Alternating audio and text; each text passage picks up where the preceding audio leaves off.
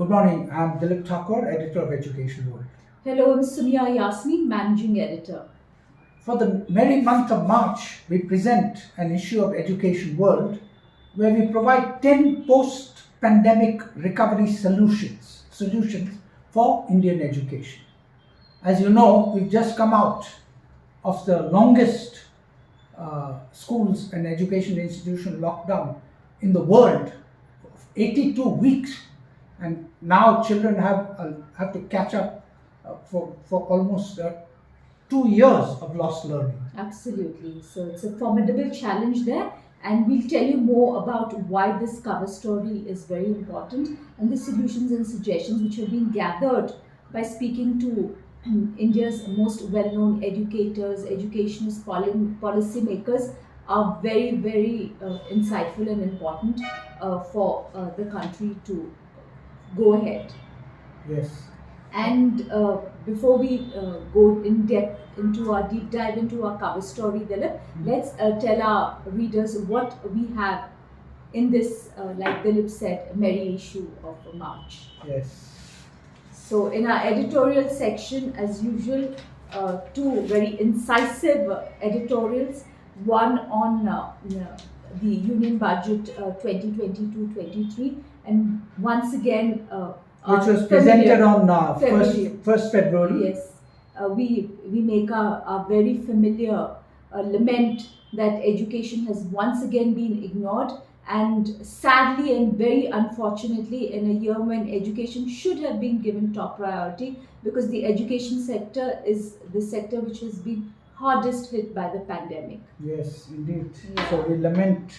Yes. And in our second editorial issue, we talk about the hijab wearing controversy in Karnataka, which is now a judgment has been given by the High Court, and that has been appealed in the Supreme Court, and we await the verdict of the apex court. But it's a very complex issue in which there are competing fundamental rights, and our appeal has been to the public and educationists is to respect the final verdict and not make it an endless argument. In the final analysis, the judges of the Supreme Court are best qualified to distinguish and prioritize the fundamental rights that are involved in this complex issue. So we urge everybody, when it's all done and dusted, to respect the right of the apex court, which is the right, the duty of all citizens. Absolutely. And in our education news section, as usual, very interesting and informative education news stories from around the country. In Delhi, we talk about why many school leaders and school principals are not too happy that the state government has asked for all schools to be reopened from April 1. They believe that it should have been done much earlier. From March, perhaps. Yes, from March, perhaps, given that the board exams are due in April end. Yes. And in Maharashtra also, Dilip, we have a very interesting story about how vernacular medium state aided schools, these are private schools which are aided by the state government and offer education in the vernacular medium. And there's a fight, mainly Marathi. Yes, mainly Marathi and also some other vernacular languages. Why they are in a big fight with the state government, which is refusing to sanction their grant and aids. Indeed. And in Karnataka, of course, in Karnataka also, there is we feature on a story in which private school leaders are asking for genuine representation on the regulatory bodies which are established under the National Education Policy 2020. Yes, and in West Bengal, we talk about the reopening of schools and the formidable challenge that is faced by educators and teachers in West Bengal to make up for children's lost learning. Some very interesting suggestions given there. Yes, and there's a general lament that the state government is taking it too easy in the matter of opening up schools and getting back to education in right earnest. And in Tamil Nadu, we talk about how there's huge enthusiasm about pre-primaries being reopened after more than 2 years. If you all recall, pre-primaries and primary schools have never reopened. Though intermittently, middle schools and high schools were allowed to open for short durations, pre-primaries were never reopened. So there's a lot of enthusiasm from parents, educators, and children themselves to reopening of pre-primaries. And there's of course our education notes and education brief section. Education notes section, we bring out news items from far-flung states like including the Northeast, Mizoram, etc. So very in depth. We recommend that you read it. And we've got an expert comment column, Dilip, this time by Mr. Rahul Singh. By veteran journalist Rahul Singh, who argues in it that the promotion of Hindi by the central government, central government spokesman who come even on English news channels insist on speaking in Hindi. The promotion of Hindi is not, the aggressive promotion of Hindi is not in the national interest. Yes. Quite an interesting point of view, which we recommend you read. And in our institution profile section, we've profiled Gurukul, the school Ghaziabad, and a foreign university, George Mason University, USA. So very detailed, a lot of information in there for parents and students why they should select these institutions. Yes, now we come to the discussion of our cover story, where we've written our 8 to 10 page cover story, where we present 10 post-pandemic education recovery solutions. Following the most prolonged education lockdown of any major country worldwide, the world's largest population of children and youth, estimated at 500 million, has suffered a huge learning loss. Yes. And has a steep mountain to climb to make good lost lessons of the pandemic era. And we tell you, after talking to experts and I mean, some of the solutions which you recommended are, of course, design and implement robust remedial education programs, focus on teacher training and development, focus on foundational learning, focus on reviving and revamping your Anganwadis. We also talk about why it's important to also give loans to the budget private schools. Yes, not ignore private education. Yes. And especially private budget schools, yes, which educate some 60 million children in India. Yeah. And this is not so well known. Yes. Yeah. And Dilip, I think away from the mainstream, I think we've also recommended some very interesting and very, I think, important suggestions. One being policy decisions. Yes. I mean, though many decisions have been, suggestions are very have been very detailed. I think a policy prescription which we have recommended is very important, is that liberalize and deregulate Indian education. Take this opportunity to deregulate Indian education. Never waste a crisis, as the pundits say. Yes. And this crisis presents an opportunity to do some root and branch reform in deregulating Indian education. Yes. And also a very important suggestion which we believe is very important to get children back into schools is to also focus on their mental health, where we recommended that it's important for the central government to launch a national mission on child mental health and well-being. And let's not forget, we also say that provide better infrastructure and sanitation and healthcare in government schools. A lot of people think education world is only about private schools. It's not. We pay a lot of attention to government schools because 52% of all children in India, all 260 million children, are educated in government schools where they get a very raw deal.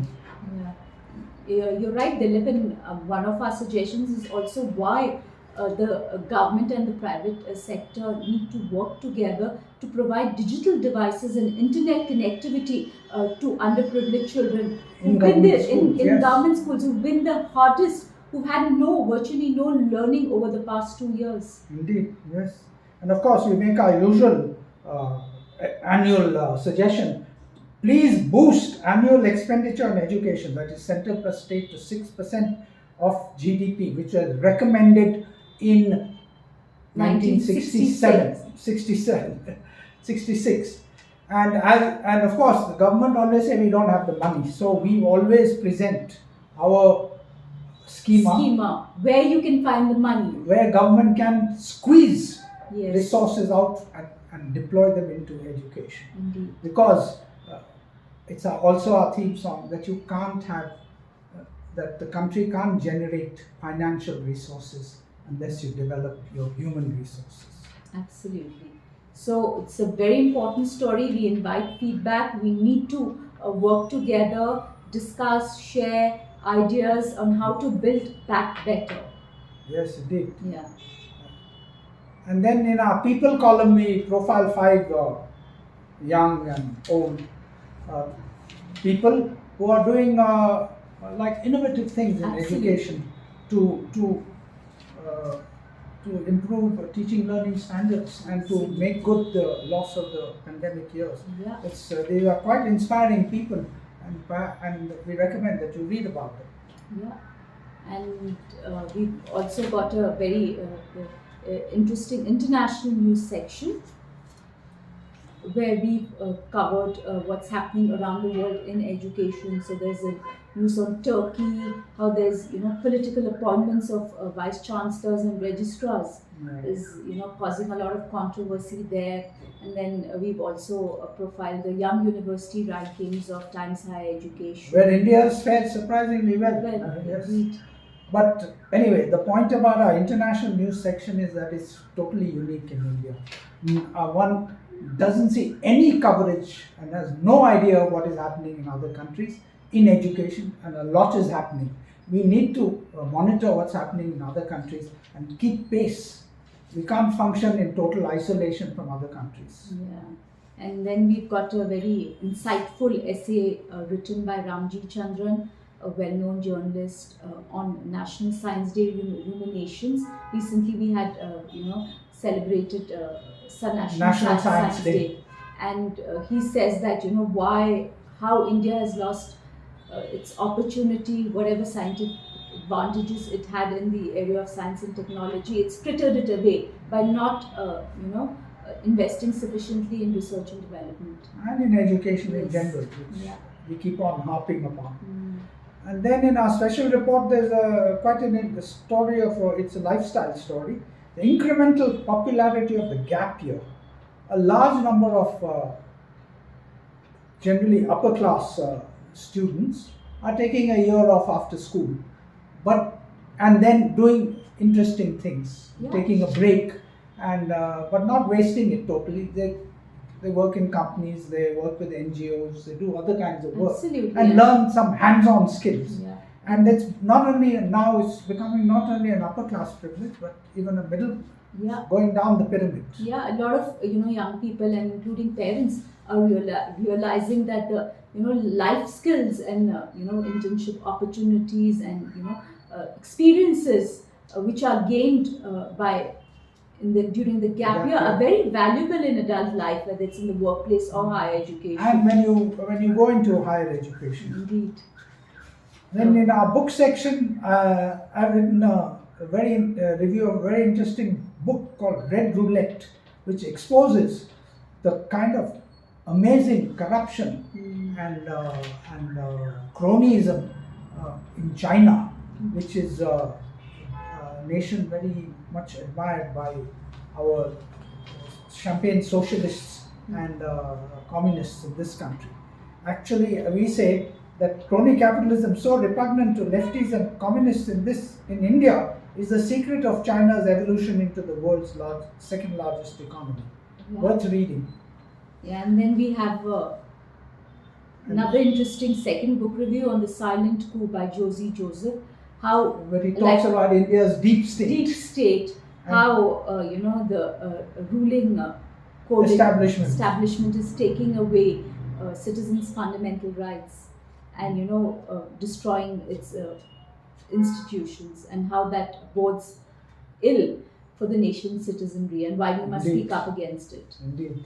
And of course, in our postscript page, I talk about my former late friend who passed away recently, Rahul Bajaj, who turned out to be a fair weather friend.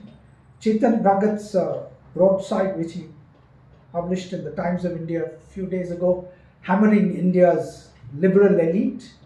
And then about the Karnataka government's huge pay rise, which they're giving themselves at a time when everybody is suffering the ill effects of the pandemic. Indeed. So there's a lot to read in this latest issue of Education World. We strongly recommend it, and we hope to get some feedback from you, which is very little thus far. And before we go, as usual, what we've done in ParentsWorld this time. ParentsWorld, again, a very interesting story where we're alerting the educator and parents community about the post-pandemic child mental health crisis. As children return to classrooms, parents, educators are realizing that, children have not just suffered learning loss, they've also suffered a lot of mental anguish and trauma. Yes. And we recommend in this story how parents as well as educators can help repair the mental anguish and trauma with children. In fact, we emphasize that don't neglect this area and only talk about making good the academic ground lost. Yes. In fact, we make a strong case that mental well-being is the prerequisite of all academic learning as well as success. So that's what we've got for you this month. See you next month. Bye-bye.